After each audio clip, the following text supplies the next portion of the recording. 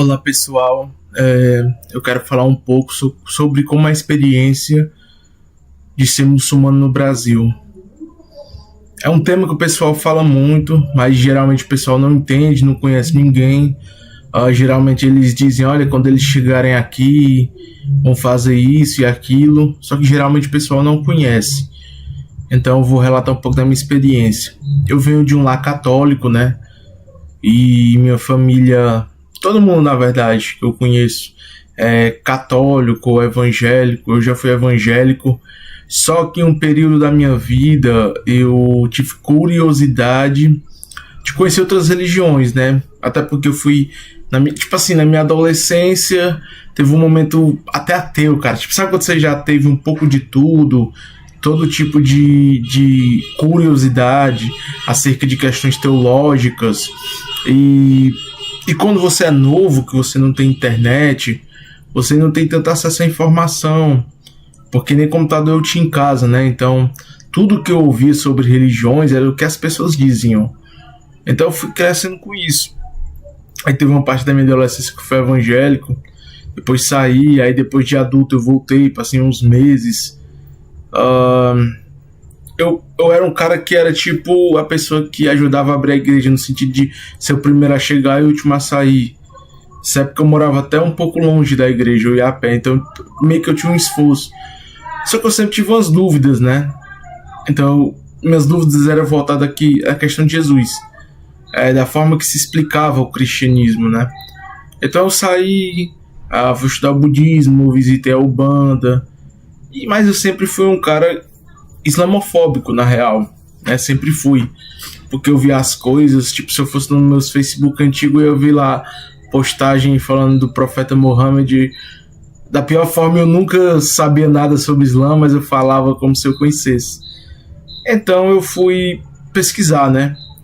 E a primeira coisa que eu descobri através da internet sobre um verso do Alcorão dizia o seguinte: que tudo que acontece de bom foi Deus que fez, né, com a gente, por conta de Deus, e tudo que acontece de ruim é por nossa causa. E eu sempre tive isso na minha cabeça. Inclusive era uma coisa que batia muito na minha mente, porque o pessoal tudo enquanto é o demônio. O demônio isso, o demônio aquilo. As pessoas tendem a fazer o demônio maior do que é. Essa é a realidade. Então, tipo assim, eu tinha essa discordância no sentido de acreditar que, olha, o demônio, cuidado do demônio, isso que eu nunca pirei muito nisso, não. Eu sempre pensei, bom, Deus é um e ele é superior, então não tem por que temer, né? Então eu fiquei naquela. Então eu fui pesquisando isso em 2023, mais ou menos no... Se tiver um grilo aí, Pia, não sei se me desculpa, mais ou menos em agosto... Não, junho, julho, por aí, julho, acho que foi julho de 2023... Eu fui pesquisando, acho que eu passei mais ou menos uma semana pesquisando ou menos, cara. E nesse tempo, eu já consegui me convencer que aquela teologia servia para mim no sentido de que eu meio que já concordava com aquilo, de certa forma. Eu meio que já concordava. Então, falei, bom, eu tenho muito preconceito com isso, mas parece que eu pareço com isso mais do que eu imaginava. Porque tudo se encaixa para mim.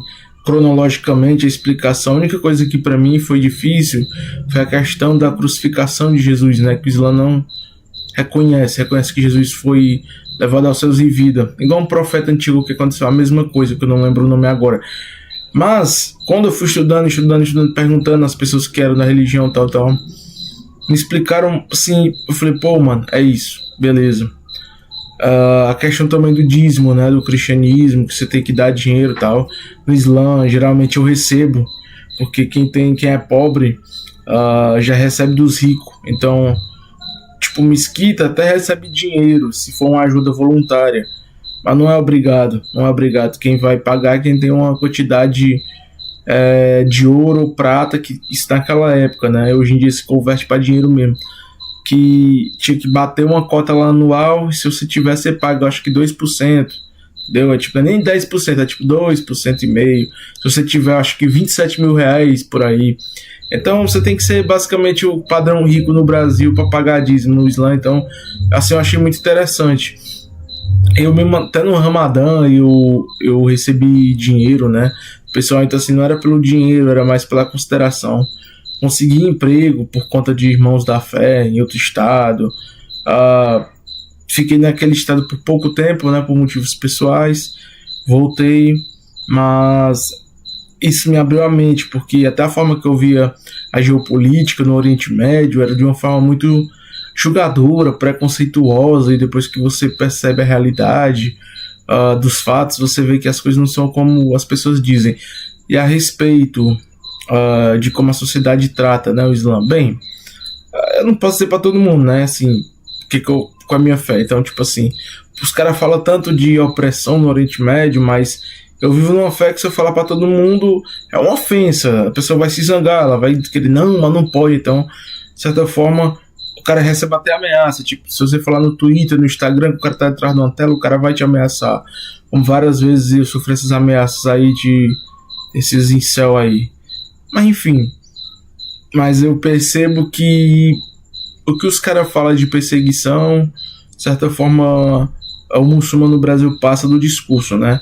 Agressão tem mais para mulheres, que mulheres usam hijab na rua, então a questão do véu ela é mais clara. Quando eu tô andando na rua, a pessoa não sabe qual é a minha fé, mas quando a mulher anda, ela é mais oprimida por conta dela estar usando. Ou seja, o pessoal fala tanto da opressão para usar, mas geralmente é por usar que acontece, né? E tem todo aquele papinho de terrorismo, pá.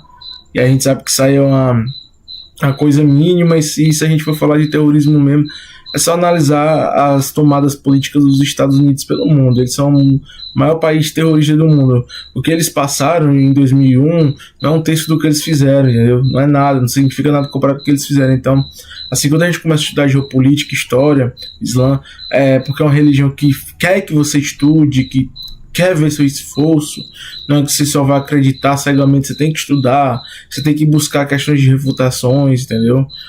Então você percebe que é um mundo diferente, né, em relação ao que você estava. Eu estava mais numa bolha que eu acreditava no que as pessoas diziam, elas diziam eu acreditava, era isso e pronto. Claro, dentro do cristianismo tem vários grupos que estudam muito, mas dentro disso eu não estava, né, dentro desse grupo histórico. Por quê? Porque geralmente se estudava muito a Bíblia, e dentro do Islã se estuda o Corão, a Bíblia, a Torá e os efeitos históricos, né? Então tem toda essa diferença. Pelo menos a que eu experimentei, né? Eu não estou dizendo que é uma regra geral, mas eu vivi isso e eu posso falar pela minha experiência. Pela dos outros não tenho culpa, né? Então é igual quando fala assim, porque o grupo Estado Islâmico foi tal como, irmão, não sou eles não tô lá não, velho. Porque o muçulmano ele não joga nota de repúdio, na verdade ele joga, mas você não segue nenhum no Instagram, no Twitter, como é que você vai ver? Você espera que passe no Jornal Nacional? Que financia aqueles programas lá? De qual religião? Os caras. Você tem que ver esse ponto também. Qual é o país que mais combate? O Irã, né? O Líbano. Então, tipo assim, o pessoal não sabe de nada. Então, é uma questão que pra mim é muito diferente, né? Eu sou o único da minha cidade, então antes das pessoas falarem de vida no Oriente Médio, sobre não sei o que, mulher no Afeganistão, tenta olhar um pouco mais pro seu espaço, cara. Tenta ver como é que as pessoas, sei lá, de Umbanda, espírita, que é de outras culturas que não é cristã, como é que ela se sente. Porque, de certa forma, embora as pessoas cristãs, alguns, não todos, mas alguns acusem que outras religiões querem impor coisas à força, aqui no Brasil, com a bancada evangélica na política, já estão fazendo isso. Olha, teve um dia agora, teve uma prefeitura que os caras querem fazer lá o dia do Zé Pilintra, e os caras não aprovaram. Tinha uma proposta, os caras não aprovaram. E atrás tinha uma cruz, ou seja, é laico. Claro, laico não é ateu, mas mesmo assim não tá dando espaço para outras pessoas, né? Então, tipo assim, se todo mundo do Brasil quisesse converter ao bando, ao Islã, e aí quem que ia barrar, ia puxar uma guerra, como é que ia fazer? Então não tem cabimento, cara. Então é isso, fica a reflexão, né? Realidades diferentes e mentes abertas entre mentes fechadas.